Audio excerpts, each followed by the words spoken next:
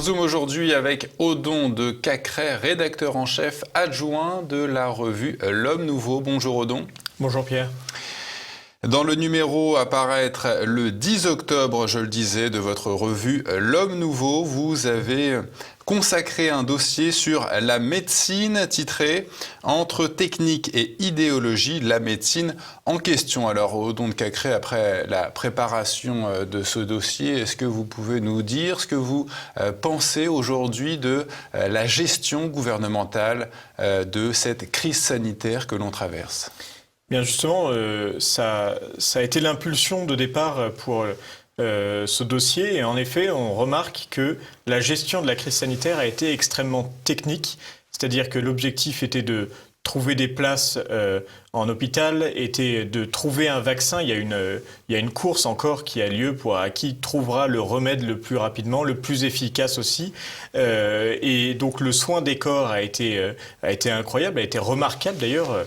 Et notre système médical, dont on entend tant de mal parfois, a su prouver qu'il était capable de faire face, parfois avec difficulté, avec énormément de tension.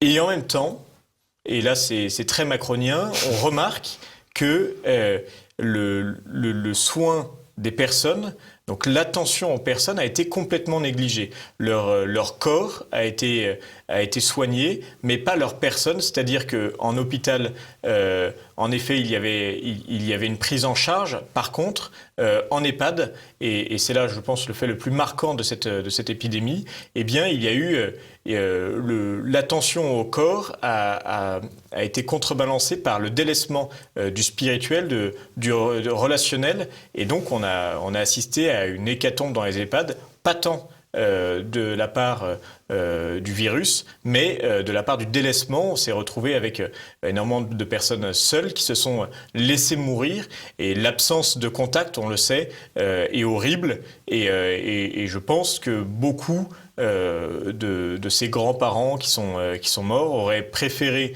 mourir accompagnés de leur famille plutôt que d'être délaissés, abandonnés. Et finalement, les vraies victimes de l'épidémie, ce sont tous ceux qui ont été laissés pour compte et dont on n'a pas estimé que leur relationnel était important et était à satisfaire.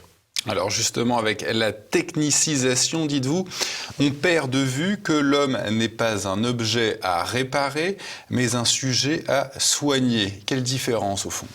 Eh bien parce que le corps, dans cette vieille dimension chrétienne, est corps, âme et esprit. Donc il ne se réduit pas simplement à un corps et pas simplement aussi à un esprit. Et là, il y a un soin particulier à apporter à la personne dans son ensemble. Il y a une prise en compte de la personne globale à faire. Et ça n'est pas fait lorsqu'on ne prend la personne que comme un objet à réparer, c'est-à-dire que une personne qui a mal à la tête, on va lui faire passer un scanner, on va faire tout un tas d'examens, et finalement aujourd'hui on se rend compte que cette personne-là, l'attention particulière pour trouver l'origine du mal de tête va être délaissée. On cherche non plus la cause, mais on répare la conséquence.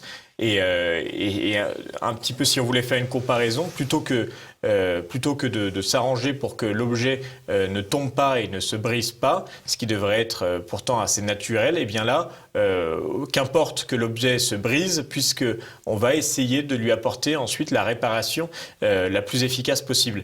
Mais ce n'est pas ce que demandent les personnes humaines, celles qu'on rencontre tous les jours. L'athée, par exemple ? L'athée va se considérer plus comme un objet à réparer que comme un sujet à soigner, peut-être, puisqu'il ne croit pas en l'âme. Mais il ne croit pas en l'âme, et pourtant il a une peur immense de la mort, et justement il va demander plus qu'à être considéré comme un objet. Il va demander à ce que sa personne entière soit prise en compte, et pas simplement à passer entre les mains de techniciens qui vont apporter un pansement, réparer un bras cassé. Il va demander une attention, cette attention que la personne demande, et où elle ne veut pas être considérée comme un simple animal ou comme un simple objet. Cette attention particulière, c'est ce que doit apporter normalement la médecine, ce surcroît peut-être justement qu'il les différencie d'un simple vétérinaire, par exemple. exemple, c'est cette attention que devrait apporter la médecine. On se rend compte qu'aujourd'hui, bien, elle n'est plus apportable, non pas parce que les soignants sont devenus des êtres sans cœur, mais simplement parce qu'ils n'ont plus le temps, ils n'ont plus cette possibilité, ils n'ont plus cette occasion et plus cette formation aussi, puisque dans la formation, on les incite à se spécialiser et donc à s'occuper qui de la main, qui du pied, mais le lien dans le corps entier n'est plus fait. C'est justement l'objet de ma prochaine question. Vous vous êtes penché sur l'enseignement de la médecine en faculté. Vous dites que cet enseignement, l'enseignement de cette médecine pourrait être qualifié d'atomistique, c'est-à-dire qu'elle sépare le corps en organes distincts, le sépare surtout de son environnement. Quelles sont du coup les conséquences de cette distinction ? Eh bien, pour comprendre un petit peu la différence entre la médecine atomistique et la médecine holistique, donc atomistique qui sépare l'homme en différents organes et holistique qui prend l'homme dans son ensemble et qui essaye de trouver une cause à ces maux. Sa psychologie. Et voilà, exactement, et même son univers extérieur, l'endroit où il vit. Eh bien, pour comprendre ça, il faut comprendre que aujourd'hui, comme le rappelle le père Pascalide, qui est médecin, qui était médecin avant d'être prêtre, dans un article qu'il a bien voulu nous consacrer, aujourd'hui, c'est avant qu'un médecin interrompe son patient, il se passe en France à peu près une trentaine de secondes, moins d'une minute avant qu'il soit interrompu. En moins d'une minute, comment vous voulez qu'un patient puisse dresser un petit peu un portrait de son environnement, de la façon dont les symptômes sont arrivés, peut-être des changements qu'il a eu dans sa vie et qui pourraient expliquer l'apparition de ces symptômes-là. C'est extrêmement compliqué. Et donc, on se retrouve avec simplement un médecin qui, une fois qu'il a l'endroit où est apparu le mot, cherche un moyen d'apporter, donc là encore, un remède, mais il n'apparaît que comme une conséquence et il ne cherche pas à aller traiter la cause. Et on peut se rendre compte que aujourd'hui, il y a toute une partie de la médecine qui est là, c'est un petit peu délaissé, une approche de la médecine extrêmement importante, puisque on connaît la somatisation, cette capacité qu'a l'esprit à infliger des dommages au corps. On connaît la fracture de fatigue, par exemple, une personne peut se retrouver avec une fracture du pied, de la jambe, de la main, simplement à cause de sa fatigue. On se demande un petit peu comment est-ce que la puissance de l'esprit peut influencer comme ça le corps. Et pourtant, il faut prendre en compte un petit peu toute cette dimension-là, sinon on fait l'impasse sur ce qu'est l'homme, sur son ensemble, pour essayer de n'apporter un remède qui a une partie de son corps, et on prend le risque de déplacer le mal, comme on s'en rend compte parfois. Le fait de soigner un premier mal entraîne un deuxième déséquilibre, et la médecine n'est là plus que pour essayer de trouver un palliatif à ces déséquilibres. Et là, il y a un réel problème. Là où, si on fait une analyse des causes, on peut réussir peut-être à empêcher ce cercle vicieux. Vous avez interrogé Anne-Laure Bock, neurochirurgien des hôpitaux de Paris. Je la cite: « Le triomphe de l'approche techno-scientifique entraîne une prédominance absolue du matériel sur le spirituel. » Elle va jusqu'à dire que l'érosion du spirituel engendre une angoisse de mort toujours plus intense. Comment vous l'expliquez, ça ? Bien simple, le spirituel vous donne une compréhension de la mort, vous donne un sens à la mort. C'est horrible de vivre si jamais vous ne savez pas pourquoi vous êtes sur Terre.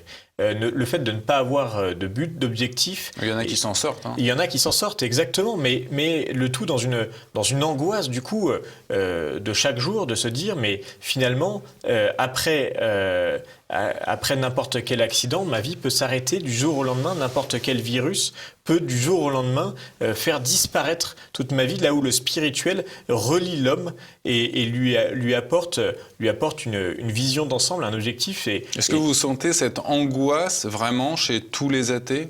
Je la constate plus que je la sens, puisque j'ai l'impression, mais peut-être que ce n'est qu'une impression, que le fait de se dire, mais je ne crois pas en la spiritualité, je ne crois pas en Dieu, ou je crois une autre forme de spiritualité qui serait seulement naturelle, l'esprit des choses qui ferait vivre tout ça, eh bien finalement se heurte toujours à la question de la mort, c'est-à-dire ma vie, même si je l'ordonne selon ma propre conception, puisque s'il n'y a pas de spiritualité, s'il n'y a pas de transcendance, parce que c'est la notion de transcendance, je pense, qui est importante ici, eh bien, je vis selon des règles que je me fixe à moi-même et qui ne me sont pas fixées finalement par autre chose, parce que la nature, pourquoi est-ce que la nature serait supérieure à moi?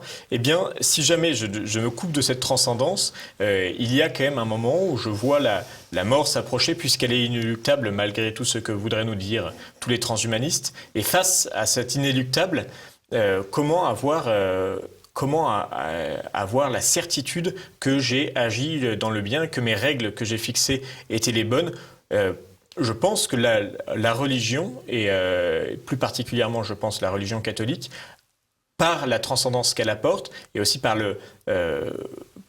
la connexion qu'elle fait de tout ce qu'on peut trouver sur Terre, par le sens profond qu'elle donne à chacun des actes et à chacune des finalités, peut donner, pas systématiquement, une tranquillité face à la mort, et qui est extrêmement importante, puisque l'angoisse de la mort, je pense, traverse tout le monde, catholique comme athée, mais je pense que l'intérêt de la religion, de la spiritualité, c'est justement, il y a un moment où on comprend que notre vie n'est pas inutile, qu'elle est ordonnée à quelque chose de plus grand et qu'elle ne s'arrête pas du jour au lendemain, puisque l'âme nous survit dans la pensée catholique, mais dans toutes les grandes religions, il y a cet après la mort et qui donne tout son sens à notre vie, qui n'est finalement qu'une préparation à cet après. Toujours selon ce docteur Anne-Laure Bock, le rouleau compresseur de la technique, dans ce qu'elle appelle l'hôpital entreprise, il faudrait pour s'en délivrer un peu plus de simplicité. Qu'est-ce qu'elle a voulu dire par là ? Eh bien, pour que le médecin retrouve un lien avec son patient, il faudrait par exemple qu'il arrête de remplir pour chaque patient un dossier, une paperasse énorme qui le coupe de son patient, puisque le temps qu'il passe à remplir cette paperasse, à remplir toutes les demandes de tests, finalement, c'est l'administration, le millefeuille administratif touche bien sûr aussi les professions médicales. Et même peut-être surtout, puisque la responsabilité qu'ont les médecins est extrêmement importante. Ils touchent à la vie, et là, ils touchent un point extrêmement sensible. Et donc, ils sont obligés de prendre des précautions énormes, de faire signer des décharges, de s'assurer que pénalement, chaque action qu'ils posent n'est pas un risque pour eux. Et dans ce millefeuille administratif qui leur prend un temps colossal, eh bien le patient passe à la fin, là où le patient devrait être la première étape. Et d'abord, on prend soin du patient, on prend du temps pour passer du temps avec son patient, pour le comprendre. Et ensuite, eh bien, l'administratif ne devrait arriver qu'en second temps. Aujourd'hui, l'administratif prend une place tellement importante, et là, Anne-Laure Bock en parle très bien, que le temps qui reste du médecin pour le patient est absolument dérisoire. Elle estime toujours, le docteur Anne-Laure Bock, que l'éthique n'est pas une simple moraline prêchant une banale gentillesse. Comment avez-vous senti son approche de l'éthique médicale ? Eh bien, je pense que pour Anne-Laure Bock et pour toute personne droite, l'éthique n'est pas en effet une règle qu'on se fixe à soi-même et qui peut varier en fonction des lois, mais l'éthique doit être une règle d'airain à laquelle on ne déroge pas. Le serment d'Hippocrate, par exemple, a été une bonne approche. On ne donne pas de poison, on protège la vie de la conception jusqu'à la mort. Toute cette approche-là a été un petit peu balayée par le droit qui aujourd'hui propose simplement de fixer des règles qui évoluent à chaque nouvelle législature, puisqu'en fonction des révisions des lois bioéthiques. Et je pense que le seul moyen de redonner d'ailleurs un peu de crédit à la médecine, c'est de revenir à cette approche éthique, mais de l'éthique, c'est-à-dire qu'une approche avec où on pose les bases, mais des bases claires qui sont inspirées, là encore, du droit naturel et peut-être même d'une certaine transcendance pour toutes les personnes qui pourraient être catholiques.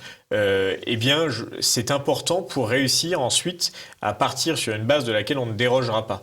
Actuellement, on a une base de la médecine qui est beaucoup trop mouvante pour que l'éthique puisse dire quelque chose à un médecin. On a vu les évolutions sur l'avortement, on a vu les évolutions en cours sur l'euthanasie, les évolutions sur la recherche sur les embryons. Et à chaque fois, il y a des barrières qui étaient mises aux nouvelles lois en fonction, nous disait-on, d'une certaine éthique. On voit bien que cette éthique ne se référait à rien de plus grand qu'elle, puisqu'elle a changé et que les règles n'ont pas tenu face au droit positif. Vous expliquez que certains métiers sont de plus en plus inaccessibles aux personnes qui voudraient échapper à la collaboration au mal. Comment vous expliquez cette pente ? Alors je prends l'exemple des pharmaciens puisque c'est l'exemple le plus criant. Aujourd'hui, un pharmacien qui veut s'en tenir justement à une certaine éthique ou qui veut agir dans une conscience juste et suivre la conscience, eh bien ce pharmacien-là ne pourra pas exercer puisque, par exemple, s'il est opposé à la contraception, s'il est opposé même à l'avortement, eh bien il sera dans l'obligation malgré tout de délivrer des contraceptifs ou des abortifs. Et on l'a vu avec plusieurs affaires qui ont été emmenées devant les tribunaux. Eh bien, même si un pharmacien aujourd'hui n'a pas l'obligation d'avoir dans son officine un abortif ou des contraceptifs, eh bien le jour où un patient arrive pour lui demander un contraceptif ou un abortif, quand bien même cela irait à l'encontre de sa conscience et de sa volonté, il est dans l'obligation de commander et de délivrer ce contraceptif ou cet abortif. C'est un exemple, on pourrait en aborder d'autres, on pourrait aborder la question de tous les étudiants en médecine qui aujourd'hui sont obligés de passer par des ordonnances de contraceptifs ou d'abortifs. Il n'existe pas d'objection de conscience pour les étudiants, et ce qui est un scandale absolu et dont aujourd'hui personne ne parle. Ces étudiants qui sont utilisés comme des médecins pour la plupart et qui pourtant n'ont pas de cadre pour les protéger et si certains d'entre eux tentent de faire respecter une objection de conscience qu'ils n'ont pas légalement mais qui pourraient avoir moralement vis-à-vis des autres patients, eh bien ils sont brimés, leurs stages ne sont pas validés et ils se retrouvent dans l'impossibilité de pratiquer la médecine. Qu'est-ce qui va se passer, selon vous, dans le cadre de ce qu'on a vu passer fin juillet, à savoir cette loi bioéthique dans laquelle on prévoit qu'une femme peut se faire avorter jusqu'au 9e mois si elle témoigne d'une souffrance psychosociale? Est-ce que ces médecins auront le droit de faire valoir cette objection de conscience? Alors les gynécologues ont la possibilité d'objecter et de faire droit à cette objection de conscience, mais la difficulté c'est que le texte est assez flou. Le texte rappelle que donc un médecin n'est jamais obligé de pratiquer un acte médical, mais il doit renvoyer vers un autre médecin qui lui pratiquera ou acceptera de pratiquer cet acte médical. Un autre médecin dans le même pays. Bien sûr. Ouais. Et la difficulté à laquelle nous sommes confrontés, c'est que lors du dernier allongement des délais de l'avortement, eh bien 30% des gynécologues en France qui pratiquaient des avortements ont arrêté, en se rendant compte de l'atrocité à laquelle ils se livraient. Aujourd'hui, nouvel allongement de la loi des délais légaux pour l'avortement. Et donc, il va y avoir de nouveau une défection d'une partie des gynécologues, surtout que là, une fois de plus, c'est une étape supplémentaire. C'est toujours la même finalité, c'est toujours le même acte. Mais là, on parle d'écrasement du crâne puisque les os du crâne seront constitués. On parle de démembrement de l'enfant. On parle de toutes ces dimensions-là. Et face à ça, donc les gynécologues qui partiront eh bien, vont laisser un groupe encore plus infime de gynécologues qui acceptent de pratiquer l'avortement. il y a un stade où peut-être qu'il n'y aura plus de gynécologues pour pratiquer les avortements, et à ce moment-là, ceux qui auront demandé le respect de leur conscience, eh bien, pourront-ils encore la faire valoir, sachant qu'ils ne pourront plus orienter les femmes qui veulent avorter vers un médecin qui acceptera de pratiquer cet avortement. Et de toute façon, il y a un problème. À partir du moment où un médecin ne veut pas pratiquer d'avortement, s'il est dans l'obligation de donner le nom d'un autre médecin qui, lui, accepterait de pratiquer cet avortement, est-ce qu'il y a une réelle objection de la conscience? Eh bien, je ne pense pas, puisque on lui demande finalement une petite collaboration en donnant le nom de quelqu'un qui acceptera de pratiquer cet avortement. Donc, il y a actuellement un combat sur ce sujet qui est à mener, qui est de faire respecter le fait que par des convictions qui nous sont supérieures, on peut être amené à refuser de pratiquer des actes qui vont à l'encontre donc de la conscience, comme je disais, donc cette loi supérieure qui s'impose à nous. Et actuellement, l'État ne propose pas une réelle objection de la conscience pour les praticiens, principalement dans les professions médicales. Vous évoquez aussi le transhumanisme dans votre dossier. Ce mouvement est porteur de nombreuses promesses. Comment le public et en particulier les médecins doivent-ils envisager ces promesses ? Le problème du transhumanisme, c'est qu'en effet, ce sont des promesses qui ne coûtent pas très cher, puisque la plupart sont actuellement impossible à réaliser et les chercheurs un peu sérieux pour la plupart, par exemple l'immortalité, rappellent que actuellement dans l'état des connaissances scientifiques c'est impossible et les problèmes qui vont se poser au fur et à mesure seront de plus en plus importants et donc l'immortalité actuellement n'est qu'une utopie. Et il me semble que cette immortalité restera une utopie.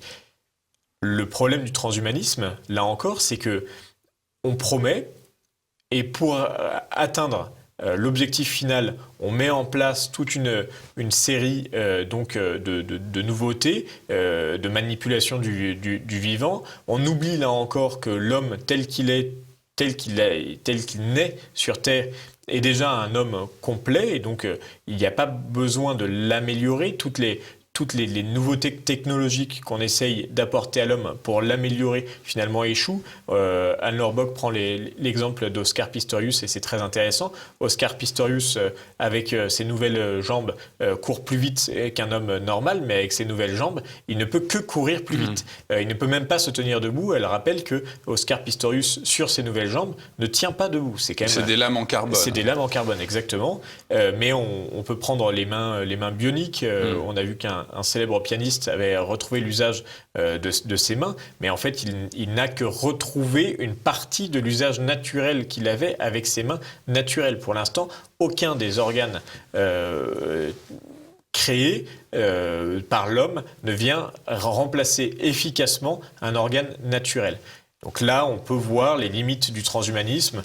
Et le transhumanisme, c'est surtout le règne de l'argent, puisque qui pourra financer sa nouvelle prothèse qui lui permettra de voir plus loin, qui pourra financer ses jambes qui lui permettront de courir plus vite, si ce n'est une partie de la classe plus riche, et ça créera un écart plus important avec les plus modestes d'entre nous.